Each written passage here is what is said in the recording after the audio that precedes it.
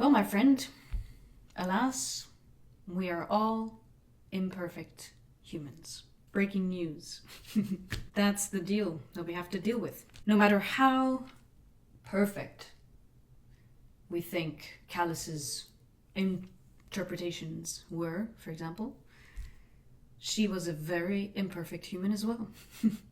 After all of these wonderful quotes from her, sharing her wisdom, we have to be reminded of this as well. Even though she knew these pieces of wisdom and succeeded to apply them very well as well, many times she didn't apply them that well. And that's fine, because we can't expect excellence all the time from anyone. No matter how much they strive for it, they can't reach it all the time. And of course, the press of the time, in Callas' times, they didn't always understand this. Or maybe individually, yes, they understood it, but they wanted to present Callas in the light that she never could make a mistake because she was divine, and basically they expected a miracle every time she opened her mouth. But Callas did have to cancel some of her performances, very little compared to many other opera singers of that time and maybe of our days as well. She had a very consistent career in that sense, especially in the 50s. In the 60s, she sang much less. And of course, she was bound to have some off days. But what mattered in her case was that she always got back up, wanted to still improve, even though she may have had the feeling that she had conquered the world with her bel canto interpretations. She made opera be in the news headlines again. Opera became this new hip thing that young people followed. They loved her so much that they became interested in these old operas. But despite all that, she always felt the need to just lock herself in and practice more, because there was always something to improve. Now, there's someone who I'd like to compare Callas to in this moment, because Callas was always praised for her effortless interpretations, effortless singing, but so was Roger Federer. Well, he wasn't praised for his singing, but his tennis. Effortless is the word that we always associate to his name, because his playing did look and does look very effortless. But recently he gave this talk or like a speech, where he said that was part of his plan. He did all the effort before the matches. He trained so hard before the matches that when he came to the tournament, he didn't do much. His warm-ups were very minimal. He was ready to go. And that's what made the illusion of him having such an effortless talent to everything. Of course, he had talent, but he worked extremely hard to support that. And he says in the speech that he won actually 80% of his singles matches, of all the singles matches in his career, which amount to over 1,000 matches in all his long career. But guess what percentage of points he actually won during all of those matches? 54%. he had winning points 54%, which means that basically half the time he was losing. Point after point, he was losing in every single match. But he had winning points just that tiny bit more that made him more excellent than others, or than the current opponent, at least on that specific day. I think that's such a cool statistic, that how much value there is actually in just getting back up, forgetting the past point and going forward to the next point. So tennis players have to have this sort of a reset mindset all the time. So this example teaches us that we always have to leave room for imperfection. I mentioned the author and professor Cal Newport already before, and in his most recent book, Slow Productivity, that I listened to, he makes this point of working at a natural pace. In this quick-paced world, we can just choose to actually take enough time, not too little, not too much, but enough time to achieve whatever you want to achieve. And I feel that this is basically the same idea of leaving room for imperfection. Because if you have too tight of a schedule, it will backfire on you at some point. But if you have a natural pace, where you have some room for some off days when you don't feel your best, life is just so much nicer, right? At least for overachievers. It's good to remind yourself that yes, don't need to be as fast as I think I have to be.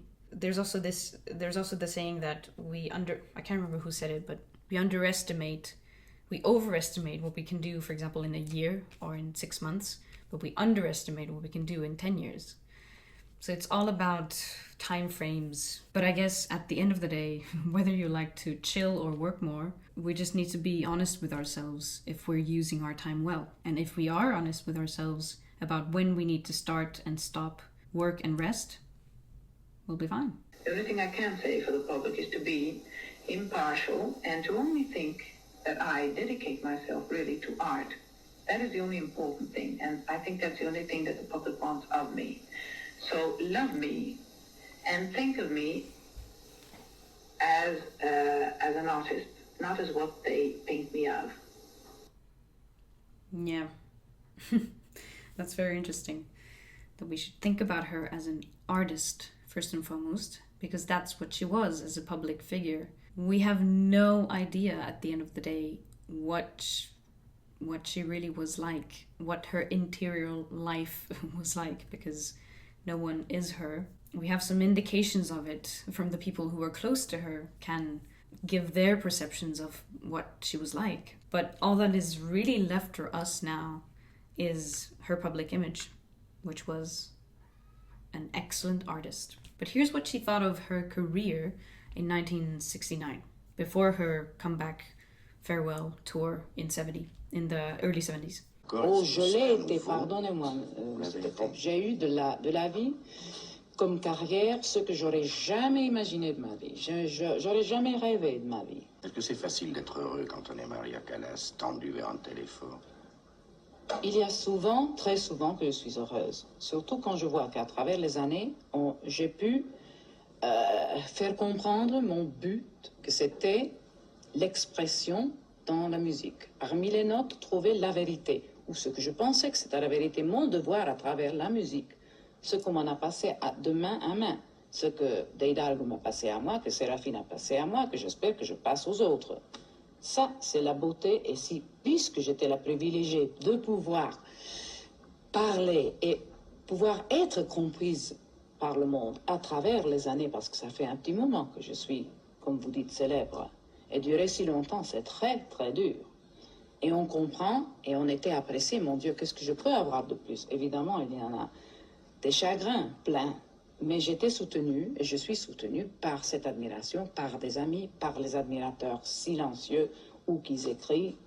Alors disons, soyons gais et soyons pleines de gratitude. I love her. And also she speaks such good French. I'm always astounded by this, because we don't actually know when or where she learned to speak and write French. It's a mystery. Of course, in 1969, she had already lived in Paris and from 1964, I think. So she had been able to speak a bit more French than usual, but still with such a good accent and good vocabulary. But in any case, what she was saying there is very cute, because she was very grateful for everything, all the experiences that she's had, and that she was able to communicate something to the public, and that the public understood her.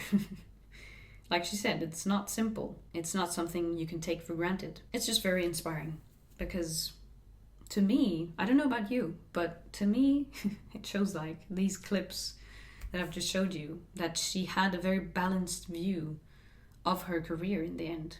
She wasn't too bitter about all the stuff. Like she said, she had reasons to be bitter about things that weren't favorable to her in any way, but she still chose to be more grateful and live in peace with it. And that's why she could have this sense of fulfillment in her work. And little does she know that 48 years after her passing, I'm here in Finland talking about her and feeling very inspired by her story. That's what this sincere devotion does. That will always be something that resonates. So, in a short recap, what have we discussed? We've discussed 6 different ways of how Callas demonstrated she had integrity, or how it shows to us, at least to me. First one was that she took the path of resistance, didn't look for the easy way out. 2, she connected to her spirit of service towards music, her public, the composers as well, as we saw.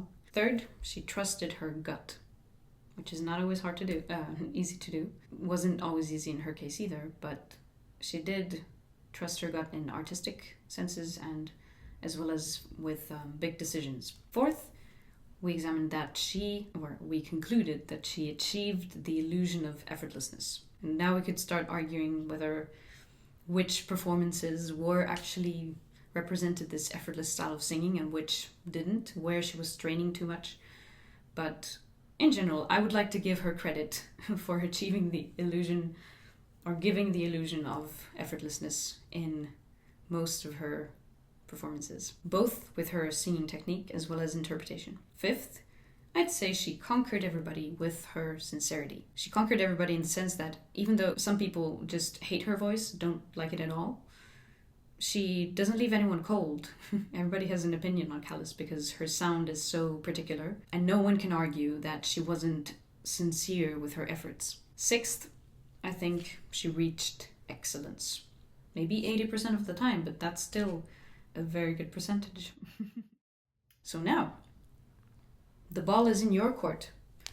Let me know what you thought about every single thought that sparked something inside you, something that resonated, something that you don't agree with at all. I'd love to connect with someone like you who clearly appreciates the same sort of things that I do as well. So I guess there's not much more left to say than a huge thank you for hanging out with me, and I hope I'll get to talk with you soon. But until then, have a great day. Bisous.